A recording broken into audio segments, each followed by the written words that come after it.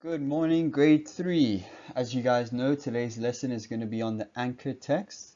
Before we begin, I just want to urge you guys to please watch this video at least 2 or 3 times.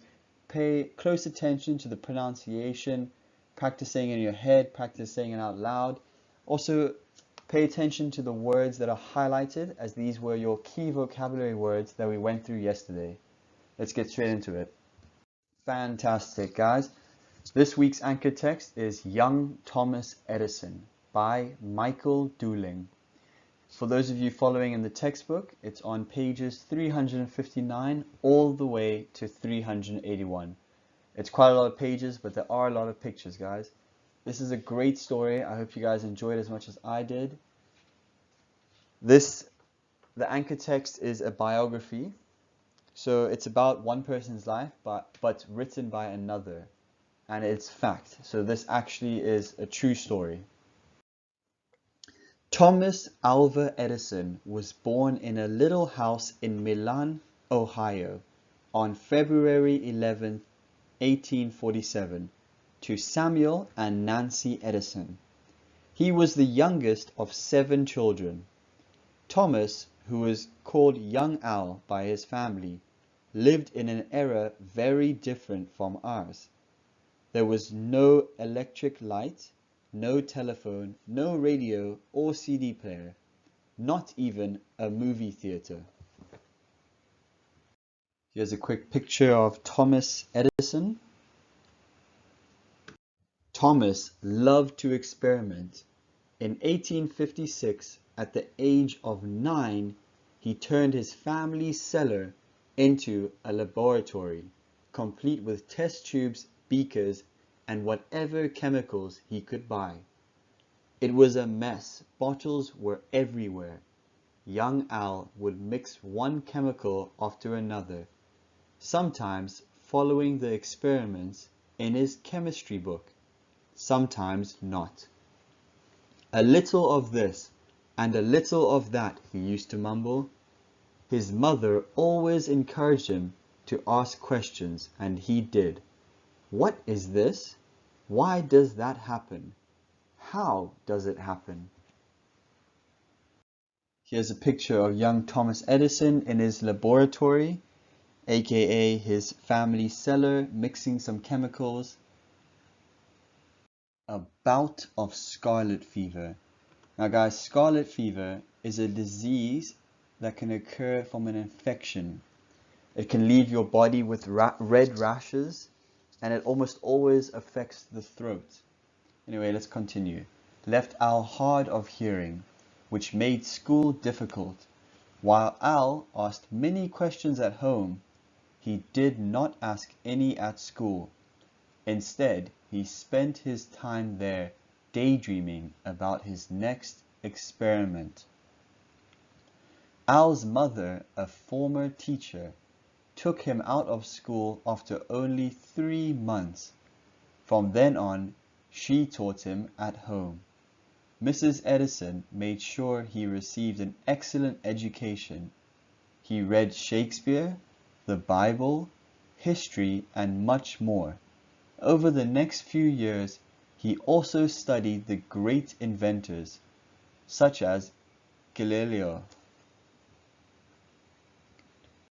Here's 2 pictures of Thomas Edison studying hard, reading books. At age 12, young Al decided to look for a job. He needed money to continue his experiments. So he went into business as a paperboy on the train that went from Port Huron, where the Edisons now lived, to Detroit, Michigan. Every morning from 7 a.m. to 10 a.m., Al sold newspapers. Then he spent all day at the Detroit Library, reading and dreaming about his next experiment. He planned to read every book in the library, starting with the last book on the shelf and working back to the first. At night, he took the train home and sold papers again.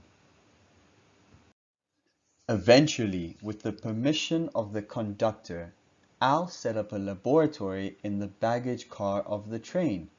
Soon, the young scientist was experimenting with everything: chemicals, gadgets, test tubes, beakers, dooshickeys, and thingamajiggies. Things were going well until one day when the train made a sudden lurch. Bottles, books, newspapers, candies, and fruits went flying, along with Al. A bottle of phosphorus burst into flames. Al scrambled to put out the fire, but they spread too fast. Soon a very upset conductor rushed in. At the next stop, the conductor threw all of Al's things off the train, even him. Here's a picture of Al on the train doing some experiments before the crash. Al had never been so disappointed in his life. He went home and set up his laboratory again, with the encouragement of his mother. He continued to experiment and tinker with every gadget he could get his hands on. Usually his experiments did not work, but he always kept trying. Before long, Al had another job. He was a night wire, a railroad telegraph operator in Stratford Junction, Canada. There was a lot to learn. For weeks he soaked up all the information he could about telegraphy. Al learned Morse code and much more. He worked the 7 p.m. to 7 a.m. shift, of 10 sleeping right in the station. He also set up his laboratory in the back room of the station, so that he could experiment in his off hours. Apart from the occasional explosion, life was grand. One of Al's duties as the operator was to send the signal 6 every hour on the hour to show the dispatcher at the next station that he was awake. But the long hours sometimes caught up with him, and he would fall asleep.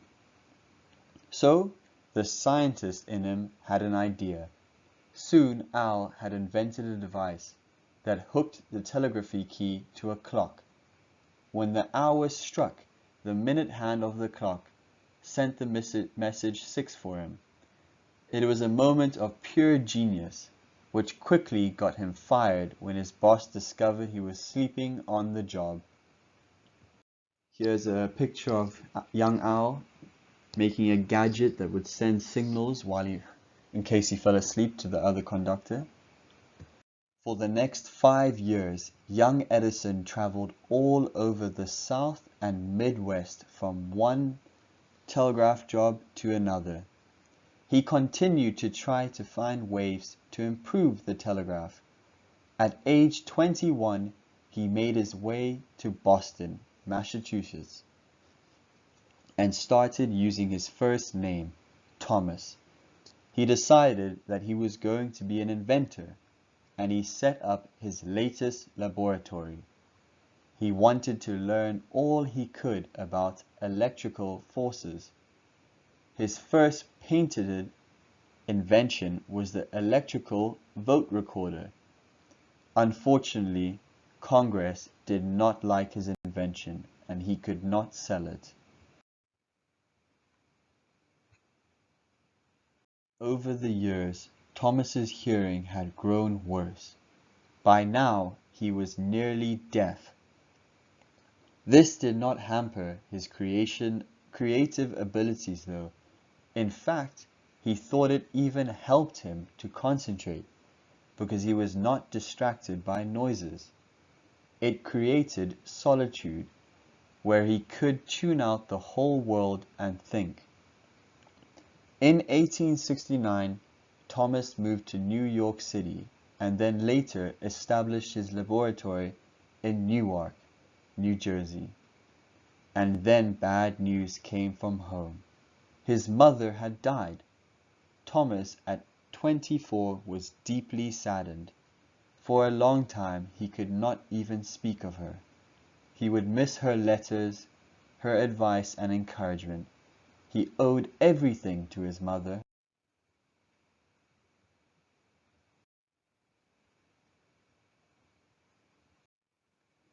In 1876, Thomas moved his laboratory to Menlo Park, New Jersey.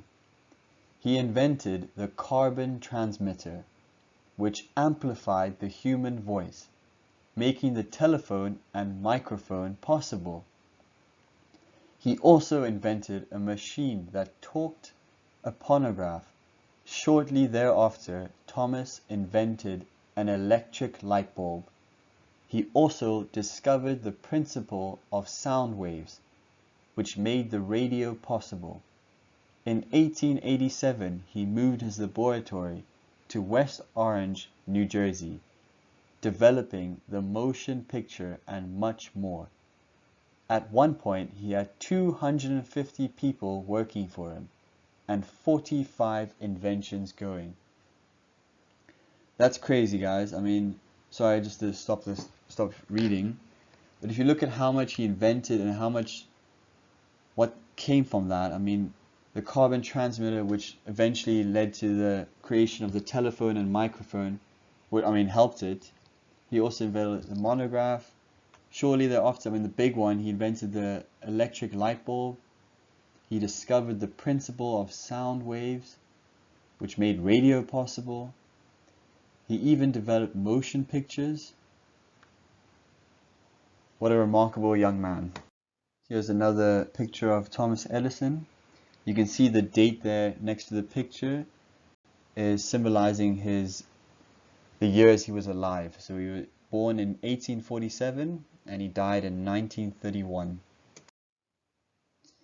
Such strange, incredible inventions were coming out of his laboratory that people started to call Thomas the Wizard. He would live to be 84 years old and patent 1,093 inventions. Thomas would always remember his mother's encouraging words to ask questions. What is this? Why does that happen? And how does it happen? Great, guys, that's the end of the story. I thought it was a great story. What a remarkable young man, how many inventions and how many things he made possible. Anyway, guys, like always, please drop me a message if there's anything that's confusing you guys. If you guys want me to explain any of the words, any of the passages you guys didn't understand. I've attached with this a worksheet for you guys to please complete and send back as soon as you can. Anyway, guys, that's all for today. Have a great day further. Goodbye.